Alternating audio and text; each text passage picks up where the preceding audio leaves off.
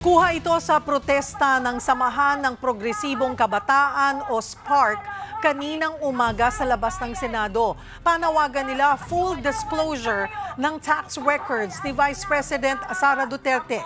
Sa ikapitong araw ng impeachment, mamaya ay inaasahang magdedesisyon na ang Senate Impeachment Court kung pagbibigyan ang hiling ng prosekusyon na isabina ang bank at tax records ni VP Sara. Bumuelta si Senator Ping Lacson kay Senator Alan Peter Cayetano matapos umano nitong atakihin ang kanyang integridad. Nagugat ito sa pagkwestiyon ni Cayetano sa pagtaas ng net worth ni Lacson mula taong 2022 hanggang 2025. Senator Lacson, di ba? Ano yung actual? I didn't really pay that much attention pero parang dumoble yung kanyang salent. Para kay Cayetano, nakapagtataka na mabilis at masigasig si Lacson sa pagbusisi sa flood control projects ng iba, ngunit hindi sa pagiging transparent sa sarili umano niya. Inakusahan pa ni Senator Cayetano ang administrasyon ng umano'y KKK o kuyog, kaso, kulong laban sa kanilang mga kalaban sa politika, habang nagkukunwari umanong tumitindig para sa katotohanan, konstitusyon at kontra korupsyon. Kung interesado ka talaga sa flood controls, Senator, Panfilo ang pangalan mo pero nililito mo lang mga tao So, Senator Panglito Lacson. At sagot dyan ni Senator Lacson, hindi lang dumoble, kundi 4 na beses pang tumaas ang kanyang yaman noong umalis siya sa public office noong 2022. Pero ito raw ay dahil sa real estate deals at iba pang lehitimong negosyong pinasok niya bilang pribadong individual at hindi pork barrel. Nasa income tax returns naman daw niya na nagbayad siya ng 10.5 million pesos at 2.8 million pesos na buwis.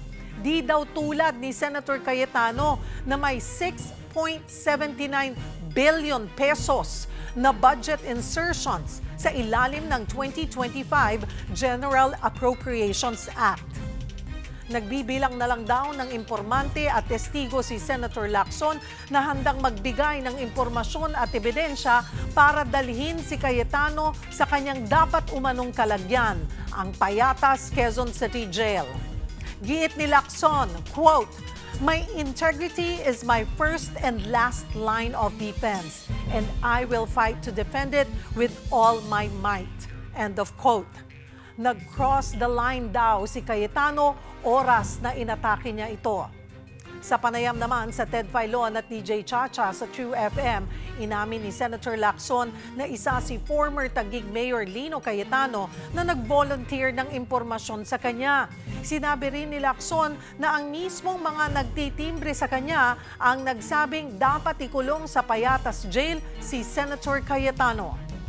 I was quoting those who sent word na gusto nilang tumulong. Sinasabi nila, ang dapat paglagyan dyan yung Payatas sa Quezon City Jail kasi nga maraming anomalya doon sa mga proyekto sa Taguig. Siya yung may insertion na 6.79 billion pesos. Sa 2025, GAA pa lang yan. Hindi niya nga ito ma-address Ayaw niya nga sagutin Dahil totoo, may record Out of the 70 projects doon sa 6.79 billion, 2 lang yung hindi na-implement. Nasa mga 70 to 75 million. So, ang na-implement niya, 6.715 billion. So, ano yung mga proyekto na yun?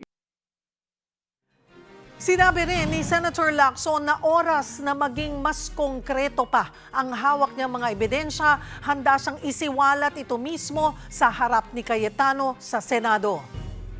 Nung nasa labas ako ng gobyerno, nagkaroon kami ng isang real estate deal, na medyo malaki. Ngayon, as we speak, meron pa kaming collectibles. Basta nagko-correspond doon sa aking income, pinapal ko ng tama kasi nagko-consult din ako sa mga kaibigan kong taga-BIR. Katunayan, pagka inilabas yung income tax returns mo, either kailangan may written authority pa ng presidente, pero ikinusa ko na nga yung halagang binayaran ko para mapakita ko nakinita ko sa maayos na paraan yan. Kung maliwanag, kasi liwanag nung dalawang privilege speeches ko doon sa Bulacan, sa BGC Boys, sa Occidental Mindoro, mas magandang i-deliver ko lang ng privilege speech. Mag-interpellate siya kung gusto niya.